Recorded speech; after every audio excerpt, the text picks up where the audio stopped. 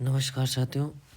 आज अपन एमसीक्यूज की श्रृंखला को आगे बढ़ाते हैं और आज अपना टॉपिक है भौतिक एवं रासायनिक परिवर्तन। और आज के जो सवाल है आज का जो टॉपिक है उसमें से दो ही टाइप के सवाल बनते हैं। एक तो इसके जो केमिकल भौतिक और इनके प्रॉपर्टी है इनके बारे में सवाल बनता है और इनके एग्जाम्पल से सवाल बनते हैं। तो मोस्टली इनका हमेशा एग्जाम में एग्जाम्पल ही आता है। तो आज अपन ओनली एनसीईआरटी के जो एग्जाम्पल दिए हुए हैं उन पर डिस्कस करते हैं। तो आज का पहला सवाल है कि दूध से दही बनना कैसा परिवर्तन है। तो आप देखेंगे कि भौतिक परिवर्तन है या रासायनिक परिवर्तन। तो थोड़ा सा आइडिया देता हूँ आपको कि किसी भी प्रोडक्ट से अगर मान लीजिएगा कि नया उत्पाद या नया पदार्थ बन रहा है तो वो किस में आता है, रासायनिक परिवर्तन में। लेकिन अगर उसकी भौतिक अवस्था में कलर में ऐसा कुछ परिवर्तन हो रहा है और उसको अपन वापस उसी अवस्था में प्राप्त कर भी सकते हैं तो वो आता है भौतिक परिवर्तन में। और आप देखिए कि आप दूध से दही बना रहे हैं,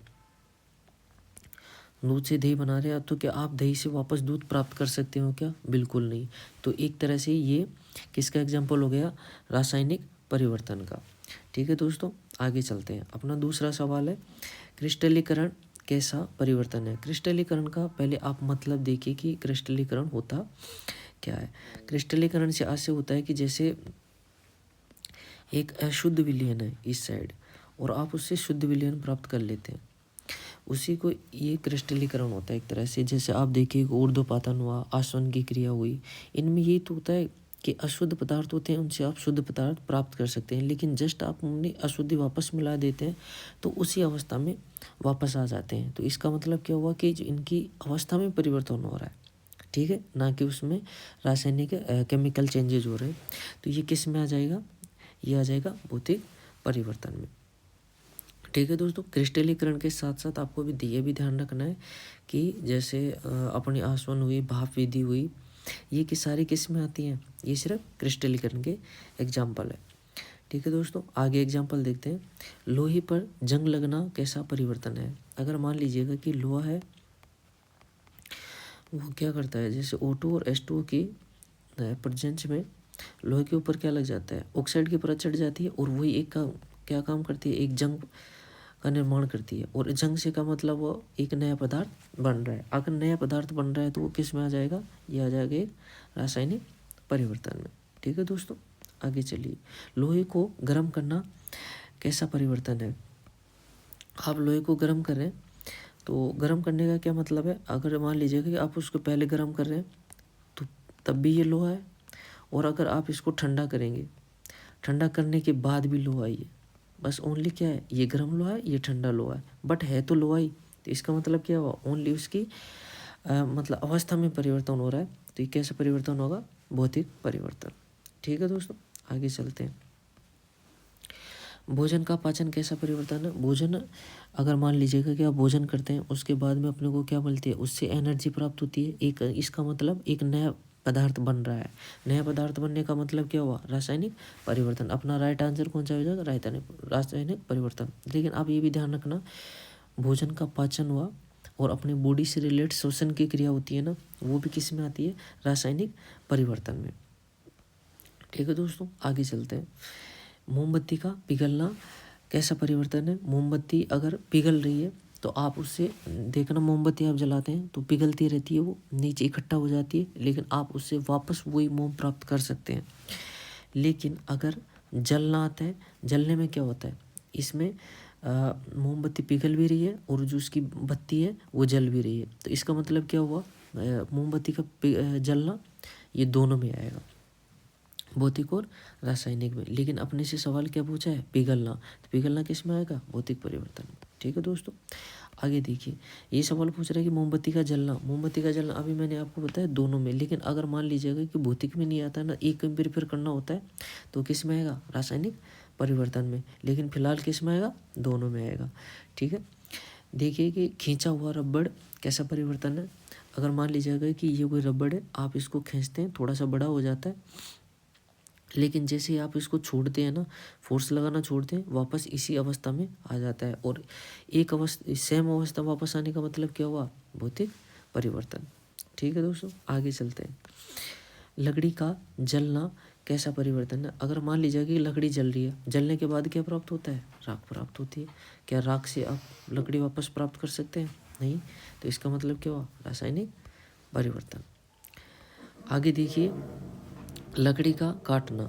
अगर मान लीजिएगा कि इतनी बड़ी लकड़ी है, आप इसे अलग अलग खंडों में काट रहे हैं, तो ये कैसा परिवर्तन हो जाएगा, लकड़ी को ये ऐसे छोटे छोटे विभाजित कर दिया आपने, ये वापस है ना बड़ी लकड़ी में कन्वर्ट हो जाएगी। मतलब आप इसको वापस ऐसे एक जगह करना चाहिए ना, तो लकड़ी वापस प्राप्त हो सकती है। तो इसका मतलब क्या हुआ, भौतिक परिवर्तन।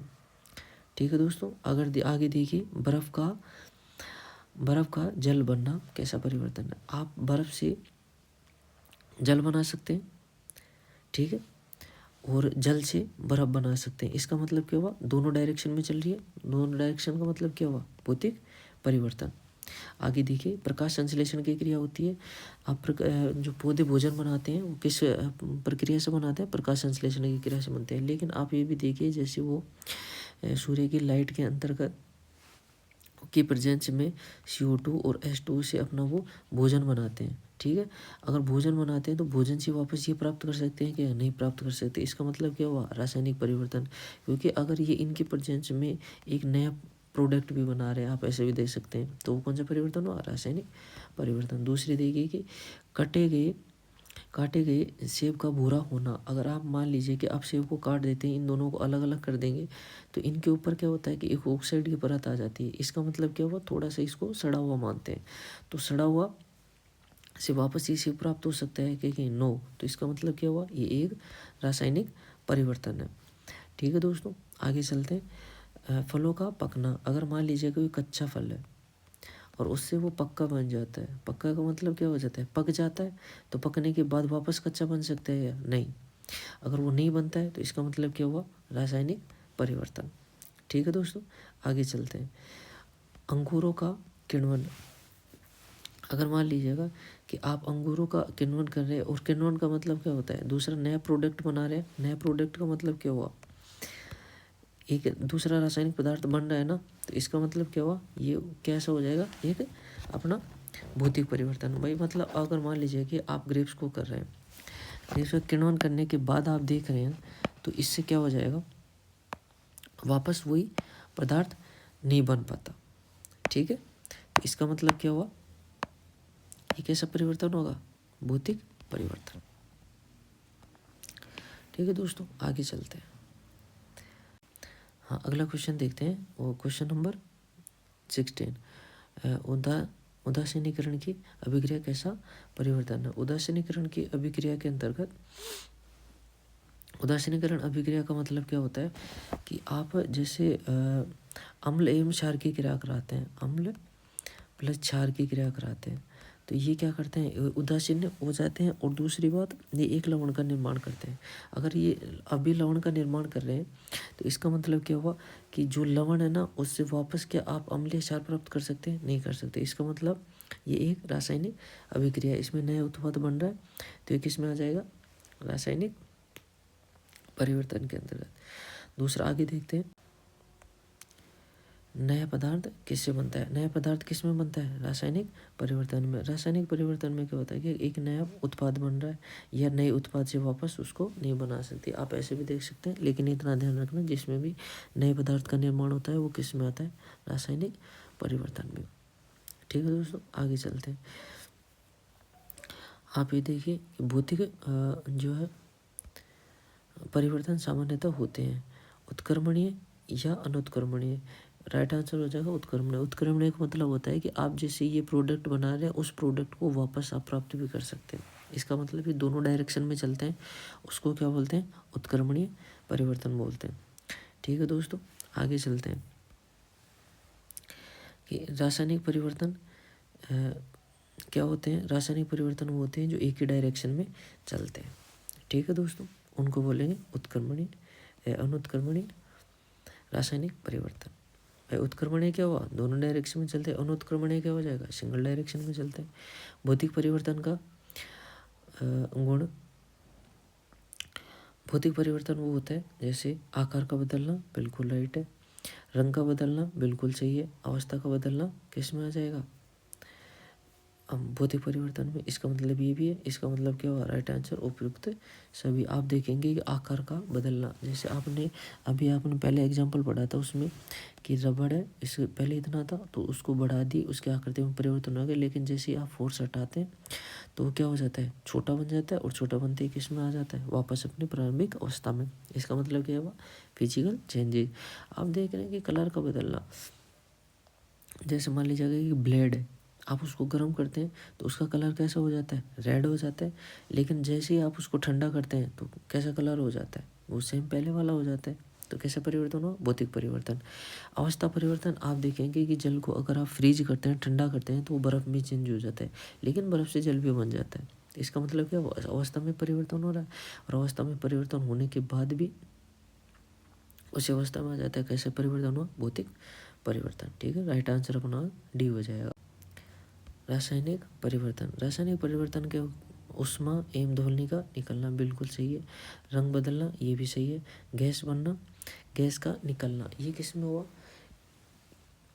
निकलने के बाद जैसे मान लीजिए कोई प्रोडक्ट बना रहे हो, उसमें से गैस निकल रही है, तो आप कैसे वापस प्रोडक्ट थोड़ी बना सकते हैं। इसका मतलब ये सिंगल है, एक साइड ही चलेगा, तो ये किसके एग्जांपल हुए, रासायनिक परिवर्तन। अब आप सोच रहे होंगे सर रंग का बदलना तो अभी आपने फिजिकल में बताया था, लेकिन मैं आपको एक चीज़ बता देता हूँ कि जैसे केमिकल का था, अब आपसे ने सेब काटा था, सेब भी कटा हुआ था, भूरे भाग का हो जाता है ना।